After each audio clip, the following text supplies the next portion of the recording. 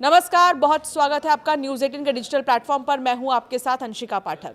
America, Israel और Iran जंग का आज 5वां दिन है। इस बीच सऊदी अरब की ऑयल कंपनी अरामको की रास तनूरा रिफाइनरी पर फिर से एक ड्रोन अटैक हुआ है। ये दुनिया की सबसे बड़ी तेल कंपनी है। ये जानकारी रॉयटर्स न्यूज एजेंसी ने दी है। 2 दिन पहले भी इसी रिफाइनरी पर ईरान ड्रोन से हमला हुआ था। रास तनूरा रिफाइनरी सऊदी अरब की सबसे बड़ी तेल रिफाइनरी में से एक है। यहां रोजाना लगभग 5 लाख से भी ज्यादा बैरल कच्चा तेल रिफाइन किया जाता है। दूसरी ओर ईरान ने पूर्व सुप्रीम लीडर अली खामनेई के बेटे मुज्तबा खामनेई को नया सुप्रीम लीडर चुन लेने का दावा किया है।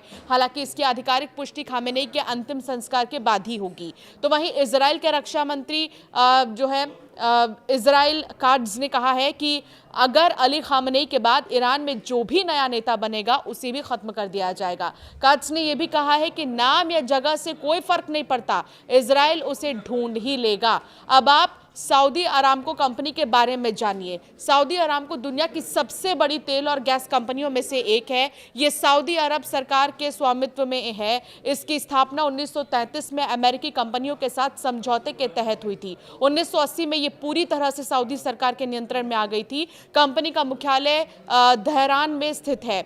अरामको के पास दुनिया के सबसे बड़े तेल भंडारों में से एक माना गया है और ये प्रतिदिन लाखों बैरल कच्चे तेल का उत्पादन करती है, जिससे ये वैश्विक ऊर्जा बाजार की प्रमुख आपूर्तिकर्ता बन गई है। सऊदी अरब की अर्थव्यवस्था काफी हद तक इसी कंपनी की आय पर निर्भर करती है। अरामको केवल कच्चे तेल का उत्पादन ही नहीं करती, बल्कि रिफाइनिंग और पेट्रोकेमिकल्स और प्राकृतिक गैस के क्षेत्र में भी सक्रिय है। इसके नियंत्रण में दुनिया का सबसे बड़ा पारंपरिक तेल क्षेत्र ग्वार भी आता है। 2019 में कंपनी ने शेयर बाजार में अपना आईपीओ लॉन्च किया, जिसे इतिहास का सबसे बड़ा आईपीओ माना गया है। हाल के वर्षों में अरामको रिन्यूएबल एनर्जी, हाइड्रोजन और कार्बन कैप्चर जैसी तकनीकों में निवेश बढ़ा रही है। सऊदी अरब की ऑयल कंपनी अरामको की रास तनूरा रिफाइनरी पर जो है एक ड्रोन आकर गिरा। ये देश की सबसे बड़ी रिफाइनरी है। ये जानकारी रॉयटर्स न्यूज एजेंसी ने दी है। कुछ दिन पहले भी इसी रिफाइनरी पर ईरानी ड्रोन से हमला किया गया था।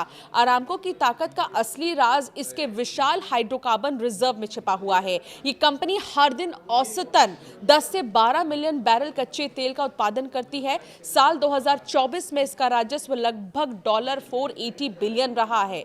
अरामको सिर्फ तेल निकालती ही नहीं है, बल्कि तेल शोधन यानी रिफाइनिंग, पेट्रोकेमिकल्स, लुब्रिकेंट्स और रिटेल सेक्टर में भी इसका बहुत बड़ा साम्राज्य है। अब ये कंपनी भविष्य को देखते हुए नेचुरल गैस, एलएनजी और रिन्यूएबल एनर्जी की ओर भी तेजी से कदम बढ़ा रही है। अब जंग में अमेरिका के कई बड़े दावे हैं। वो क्या है वो भी आपको बता देते हैं।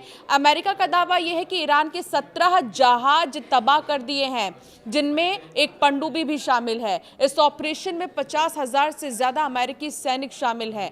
करीब 200 फाइटर जेट, 2 एयरक्राफ्ट कैरियर और बॉम्ब गिराने वाले विमान शामिल हैं। ईरान के एयर डिफेंस सिस्टम, मिसाइल और ड्रोन को भारी नुकसान हुआ है। अमेरिका ने इस जंग को एपिक फ्यूरी नाम दिया है। इसका मतलब भयंकर गुस्सा होता है। इजराइल की संभावित कार्रवाई की चेतावनी मिलने के बाद सीरिया ने लेबनान से लगने वाला जद्देईदेत याबूस बॉर्डर क्रॉसिंग से बाहर जाने वाली आवाजाही बंद कर दी है। हालांकि लेबनान से भागकर आ रहे सीरियाई नागरिकों के लिए सीमा अभी भी खुली रखी गई है। सीरिया की land and sea ports authority के मुताबिक इजराइल ने चेतावनी दी थी कि उसकी सेना इस बॉर्डर क्रॉसिंग को निशाना बना सकती है। इसके बाद सुरक्षा कारणों से यहां से लोगों को बाहर जाने के लिए जो है रोक लगा दी गई है। बता दें कि याबूस बॉर्डर क्रॉसिंग के मीडिया अधिकारी ने बताया कि लेबनान से सीरिया आने वाले नागरिकों को फिलहाल प्रवेश की अनुमति दी जा रही है। जब तक लोग लेबनान से निकलकर सीरिया की ओर आ रहे हैं, तब तक सीमा खुली रहेगी।